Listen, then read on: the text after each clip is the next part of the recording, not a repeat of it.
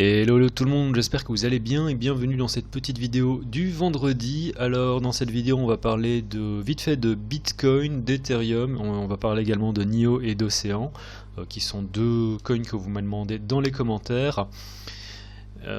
Comme toujours, cette vidéo est sponsorisée par PrimeXBT. Si vous êtes intéressé par PrimeXBT et trader également les différents assets tout en gardant un collatéral en crypto, eh ben, n'hésitez pas à checker le lien qu'il y a dans la description. Et tout de suite, on va regarder Bitcoin en mensuel, vu qu'on a eu la clôture en mensuel hier ou avant-hier.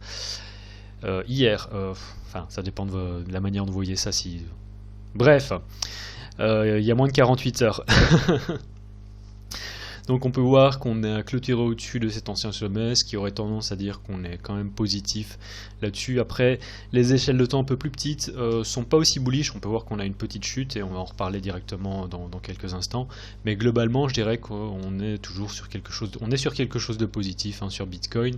La question c'est de savoir par rapport à ce sommet, le creux que l'on pourrait espérer, est-ce qu'il va se faire davantage ici où on ira chercher les 9000 voire les 8000 ou carrément directement ici avant d'effectuer une remontée. Moi je pense, et c'est mon avis personnel, je peux tout à fait me tromper, qu'on va aller chercher au moins les 9000, mais ça reste véritablement à confirmer. Et c'est juste un avis personnel pour le moment. Techniquement il n'y a véritablement rien qui nous indique ça, et pour cause, si on regarde sur l'hebdomadaire, alors on est toujours entre deux niveaux, ces deux niveaux dont j'ai parlé déjà depuis qu'on a eu la chute, donc ça fait déjà un mois que j'en parle de ces deux niveaux. Le premier c'est celui-là qui était notre ancienne résistance, on passe au-dessus, on fait un retest tout simplement. Et le deuxième niveau, je dirais que c'est celui-là, on peut prendre plus ou moins comme ça, et en fait qui est notre résistance, et on est entre ces deux niveaux. Voilà, je vais réussir à parler. Et quand on avait eu la chute, je vous avais dit à l'époque, bon, on n'est pas bear, on n'est pas bullish non plus, parce que du coup, on ne sait pas combien de temps on peut se trader en range entre ces deux niveaux, d'avoir une chute à la baisse, voire une continuation à la hausse. Donc toujours en hebdomadaire, c'est la même question qui se pose. Et si on regarde en daily, alors en daily, on a une petite chute, et en intraday aussi, du coup, on va regarder ça dans quelques instants sur notre chart. On a eu la chute, on est venu monter à 10 900, puis bon, Twitter s'est pas mal emballé par rapport à, il paraît, il y a pas mal de gens en fait qui ont vendu leur position sur BitMEX, parce que BitMEX se fait investiguer par un organisme des États-Unis, je sais pas lequel, il y en a trop de toute façon. Et du coup c'est vrai que oui, il y a eu un gros mouvement de panique, il y a des gens qui ont fermé leur position histoire de récupérer leur BTC de la plateforme, même si en ce moment, d'après ce que j'ai compris, il n'y a pas trop de peur à avoir parce que tous les fonds sur BitMEX sont safe. Donc voilà, c'était juste un moment en FOMO, pas FOMO mais un moment FUD, et du coup voilà, on a eu un mouvement baissier qui s'en est suivi, et du coup on a cassé la consolidation en daily dont j'ai parlé, je sais pas si ça devait être la semaine, oui, durant la vidéo de début de semaine, je vous avais dit voilà, ça fait déjà, on est toujours au sein de cette consolidation en daily, on peut voir qu'on a fait un fake out, un deuxième fake out, et là on est en dessous, donc globalement j'aurais tendance à dire que on va continuer la downtrend. Après il y a quand même deux niveaux qui sont intéressants, qui sont importants à regarder. Enfin deux niveaux, c'est plutôt deux diagonales. Certains diront ouais, c'est pas très bien dessiné. Je serais tout à fait d'accord pour dire que c'est peut-être pas des niveaux qui sont intéressants. Ceci dit, on peut voir qu'on a eu pile point l'imbalance dessus. C'est pas pour autant qu'on va venir taper en fait dans la résistance oblique. Mais pour le moment on a un petit bounce et on va voir comment est-ce que ça va évoluer. En dehors de ça, si on regarde en intraday sur BTC, je suis en short pour le moment, mais je sais pas où est-ce que ça va me mener, et je vous avoue que c'est un peu difficile. Bon, j'ai mis une target encore et toujours qui est le bas du range, qui correspond à ici. Si on descend en dessous des 10 000, en fait je pense que ça pourrait être, si on clôture aussi par exemple en daily sous les 10 000, je dirais que ça pourrait peut-être être problématique. Je sais que la semaine passée je vous avais parlé de la possibilité d'un long si jamais on faisait quelque chose comme ça, mais plus j'y pense, plus je me dis que le scénario de cassure, puis de dire qu'on a en fait un fake out et de remonter, me semble un peu difficile si maintenant on vient à nouveau recasser ici. En attendant, j'ai toujours cette target pour ce short, et mon short est déjà en profit si Si on vient remonter au-dessus de cette ligne jaune, et ben je sors, plus ou moins à break-even, je dirais. Donc voilà, ça c'est pour Bitcoin. Globalement, je reste toujours, je dis pas que ça va se passer, je reste dans cette optique un peu bear. Je vous ai parlé en plus, ça fait déjà 2 semaines que je vous parle de scénario, du fait que, enfin depuis qu'on était ici, donc ça fait moins de 2 semaines, hein, je dis n'importe quoi, ça fait, ouais, ça doit faire 1 semaine que je vous parle déjà de ça, du fait que si on vient se retrader à nouveau au sein de la consolidation formée entre ce sommet ici et le creux ici, j'aurai la première target qui est là, la deuxième target qui est là. Donc voilà, ça s'est passé. J'ai pris un short un peu en avant, mais je me suis dit que c'était mieux par rapport à la position. Enfin, soit il y avait une logique derrière et je l'ai pas partagé, mais soit. Et là, on a un petit bounce, on fait un retest. Waouh! Ouais, c'est un retest en plus du niveau. La question, c'est de savoir comment est-ce que ça va évoluer. Si maintenant on commence à remonter, comme j'ai dit, au-dessus de la ligne jaune, je pense qu'on est bon en fait pour remonter beaucoup plus haut. À mon avis, il y a une tenace de liquidité ici. Vraiment. On peut voir une petite consolidation. Ici, on vient taper dans la résistance, chute, on vient taper dans la liquidité, chute, donc à mon avis il y a une tenace de liquidité et une tenace de stop qui peuvent se faire prendre ici, et du coup si on remonte ici, je pense que tout ça va être pris et on peut potentiellement monter plus haut, peut-être à nouveau retaper ici. Je ne m'attends pas à ce qu'on vienne casser comme ça d'un seul coup, si jamais ça se fait, mais à mon avis si on vient remonter, voilà, ça c'est un setup long.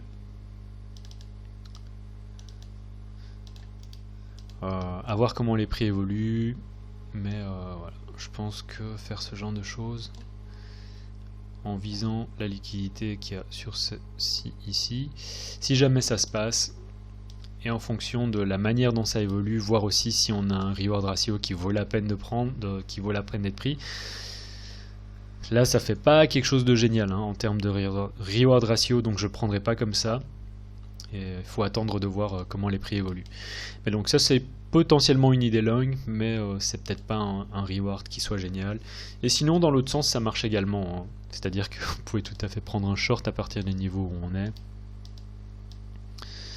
Que voilà, stop comme ça, viser première target, qui est tout à fait possible. Vous pouvez également attendre qu'on vienne retaper à nouveau, voire carrément... Il doit y avoir des stops, hein, à mon avis, maintenant, vu la taille de la mèche, il y a sûrement des stops qui ont été mis ici. Donc je pense qu'on pourrait encore aller éventuellement les chercher. Et une entrée à, on va dire, 10 000, un peu en dessous des 10 006 pour viser les 2002, c'est tout à fait possible. Donc ça ferait quelque chose de genre là, avec le stop ici au-dessus. Voilà, ça c'est un short avec un R vachement... beaucoup plus favorable. Donc voilà, c'était une idée de setup, enfin 2 idées de setup comme ça pour Bitcoin. Regardons directement Ethereum Bitcoin. Ethereum contre Bitcoin, j'ai l'impression d'être un méga bear là-dessus. J'ai pris un short ici, je vous l'avais partagé. Je vous ai partagé une idée de short également ici, bon, que j'ai pas pris, mais du coup je me serais fait sortir. Là j'ai pris un petit short aussi pour un peu moins de 2 R parce qu'il y avait vraiment il y avait un setup qui se formait. Je suis déjà sorti. Et sinon je suis toujours dans ce short avec une position un peu plus petite. Le stop que j'ai mis à l'époque était là, mais je l'ai déjà redescendu. Et du coup, c'était pour un trade à genre 3-4 R. Et je pense que si on regarde sur une échelle de temps telle que le daily,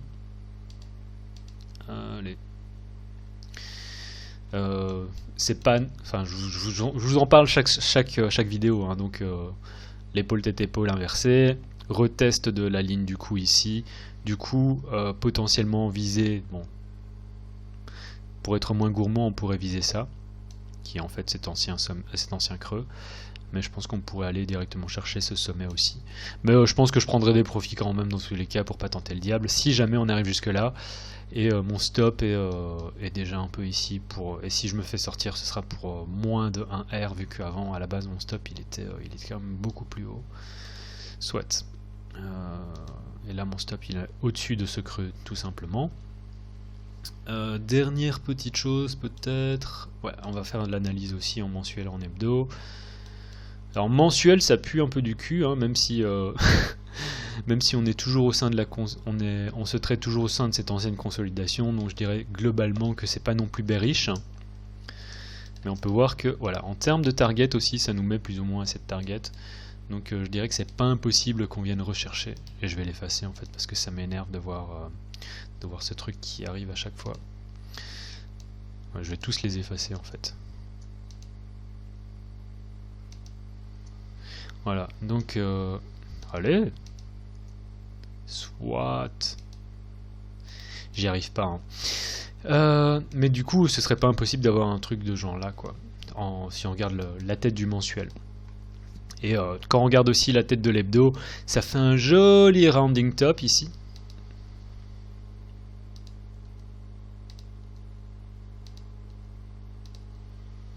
Donc ça fait déjà aussi depuis quelques temps que je vous en parle, ça fait à mon avis quelques semaines que je vous parle du fait que c'est pas impossible qu'on vienne rechercher les points 0,27 là-dessus. Et du coup ça correspondrait plus ou moins à la target aussi que je me suis fixé pour le short. Après comme toujours, il faut pas être trop bearish non plus parce qu'on est toujours sur ce support qui doit... qui correspond aussi à cet ancien sommet ici. Donc ouais. Donc on est toujours sur support, ça sert à rien de non plus tenter le diable, c'est-à-dire que si vous n'êtes pas déjà en short, c'est pas non plus quelque chose que je tenterai, mais moi je suis déjà en short, je suis déjà bien bear là-dessus et je pense qu'on pourrait véritablement chercher ça ici. Après, on peut également faire une construction ici comme ça. Mais on est sur support, donc être trop bearish, c'est également un peu stupide, et on pourrait totalement venir remonter. Si on remonte au-dessus de cette zone ici, voilà, pour moi, je pense qu'on est bon pour chercher au moins les points 0,35. Ethereum contre l'USD, j'ai pris un petit short, je suis déjà sorti aussi, c'était un trade à 2R, donc bon, j'aurais pu faire beaucoup plus quand je regarde, hein. Bien joué, mais c'est la vie.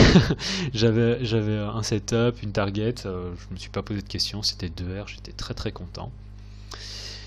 Et en dehors de ça, vu la tête de Ethereum contre BTC et de BTC, en fait c'est logique que Ethereum contre Bitcoin soit pas non plus super bull.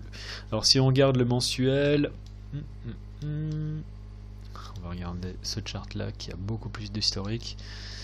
Bon là on a un rejet du niveau, on est encore plus ou moins pile poil dessus, mais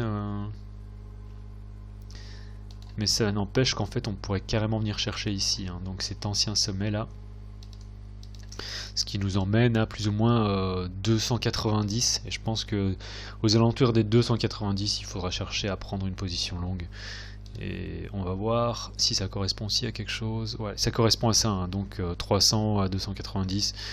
Donc si on a un truc qui se forme ici, prendre une position parce que je pense que ça pourrait potentiellement être intéressant par rapport à du plus long terme sur Ethereum. Si maintenant, voilà, qu'est-ce qui serait super bearish sur Ethereum, c'est si on vient casser ici en dessous, ça c'est la dernière consolidation qu'on a eu avant le mouvement haussier. Si on vient faire, alors là il faudrait attendre, hein. C'est hautement spéculatif ce que je dis pas que ça va se passer, mais si ça se passe, je crois que Ethereum en fait tout simplement est fucked. Je dis pas qu'on va aller à 0, hein, parce que là j'ai l'impression d'avoir, ouais, j'ai mis à 0 en plus, je dis pas que ça va se passer, mais ce serait vraiment pas positif, quoi. Ce serait une retrace totale, donc moi vraiment, première zone, deuxième zone d'achat. Si on passe en dessous, ça compromet grandement le scénario d'uptrend, et je penserais tout simplement à sortir et à prendre mes pertes. Voilà, c'était Ethereum et Bitcoin, ça fait déjà 15 minutes, donc on va écourter ça autant que possible. On m'a demandé de parler de Neo, alors j'imagine que c'est Neo USD, hein. On va regarder le mensuel, pas négatif du tout, si on regarde. Donc on avait cette consolidation depuis novembre 2018 jusqu'au juillet-août 2020, donc ça fait un an et demi, presque, ouais, ça fait plus d'un an et demi en fait que ce truc a en fait consolidé entre ces deux niveaux ici, donc en gigantesque range entre, ouais, c'est quand même descendu à 5-6 $, hein, Neo, et 17 $. Là on peut voir cassure du range, retest, donc globalement on pourrait continuer. Et si je regarde cette consolidation ici, ce serait pas impossible en fait de voir Neo. Bon, on peut voir qu'on n'a pas été très loin ici avec cette mèche, on a été à combien? On a été plus ou moins à 25-26, donc aller chercher les 30$, oui, c'est pas impossible, mais je pense qu'on pourrait aller chercher beaucoup plus haut, peut-être voir les 40 sur Neo. Si jamais on continue en fait l'uptrend, voir 42$ sur Neo, en fait, ce serait même pas de la folie, vu la tête du mensuel. En hebdo, c'est pas mal non plus, hein. On peut voir que on se trade à nouveau au sein de cette ancienne consolidation qu'on a eu ici. Donc c'est un peu la même chose que BTC mais dans l'autre sens, c'est-à-dire qu'on est entre deux niveaux. La question c'est combien de temps est-ce qu'on va ranger ici avant soit d'avoir une continuation de la baisse ou un rejet. Donc je suis pas négatif sur Neo, je suis pas non plus... Bon, je prendrais peut-être... Enfin ouais, si en fait si c'est totalement possible, je prendrais peut-être pas position ici, mais prendre une position long dans cette zone ici. Si on peut voir un truc qui se forme, ouais, ça pourrait carrément le faire pour aller viser beaucoup plus haut sur Neo. Donc Neo, ouais, je trouve ça assez bien ce qui se passe. Je trouve qu'il a une bonne gueule.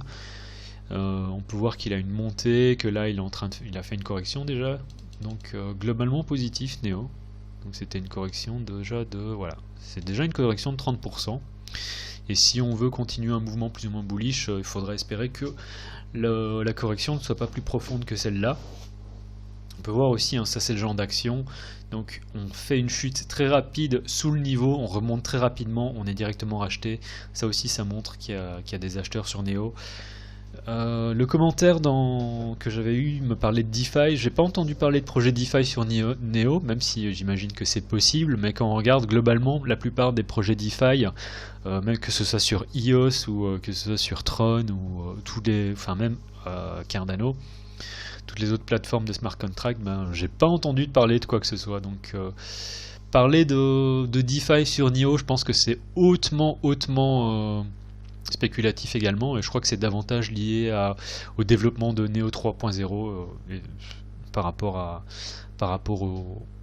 la hype que ça pourra engendrer. Donc le petit dernier que vous avez demandé dans les commentaires, c'était Océan Protocol. Et on va prendre sur Bitrex parce que je sais que... Alors non, c'était contre l'USD, je me souviens. T'as demandé contre l'USD.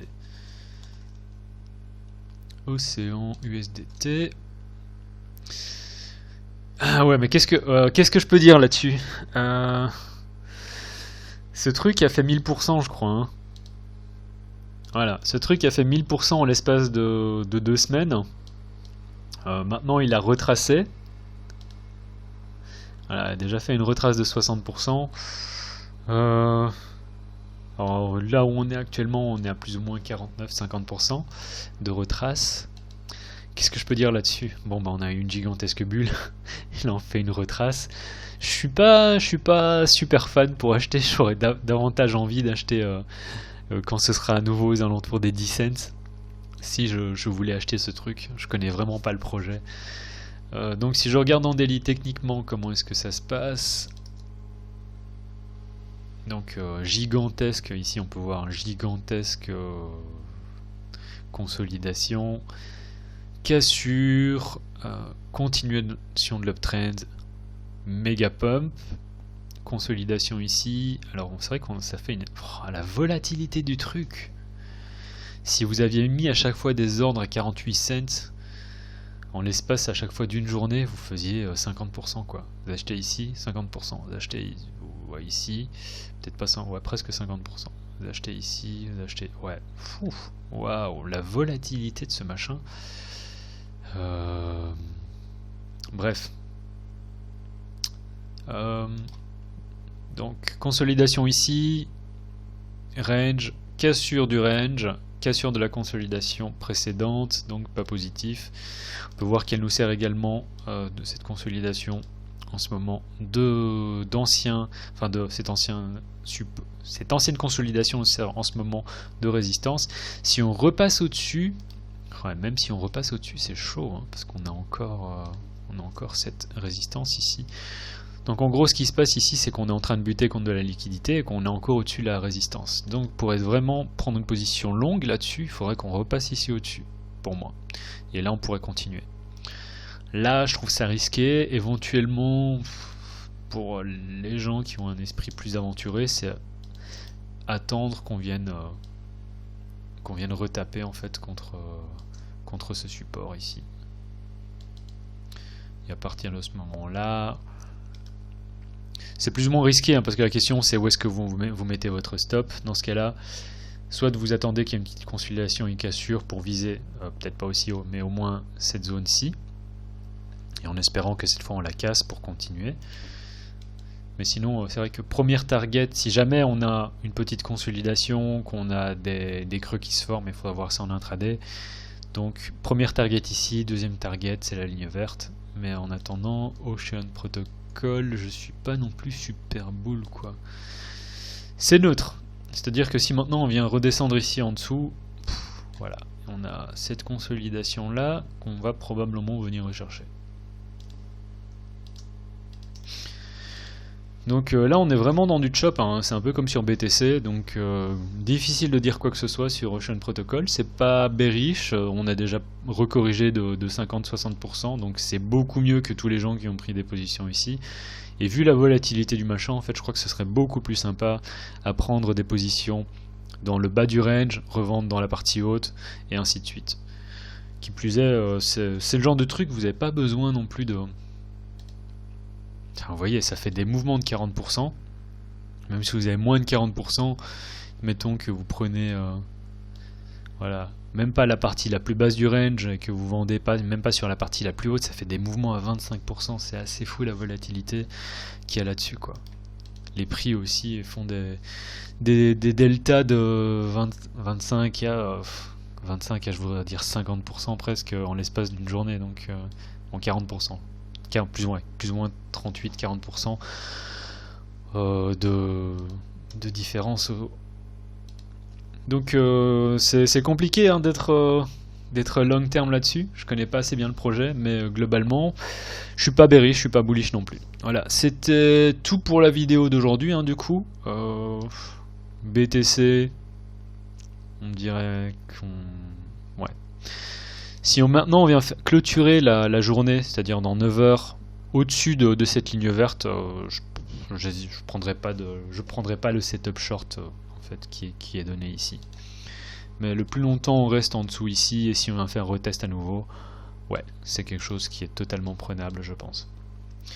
Voilà, c'était tout pour la vidéo d'aujourd'hui. J'ai été plus long que d'habitude parce que bon voilà, j'ai parlé également de 2 autres coins, et peut-être que ce que je ferai, c'est, dites-moi ce que vous en pensez dans les commentaires, c'est de faire une vidéo qui est concentrée sur Bitcoin et Ethereum, et de faire une deuxième vidéo, genre peut-être directement postée, qui soit postée 1 heure après, mais qui analyse vraiment tous les alts que vous voulez que je regarde. Mais pour ça il faudrait qu'il y ait de la demande, et dites-moi un peu ce que vous en pensez dans les commentaires.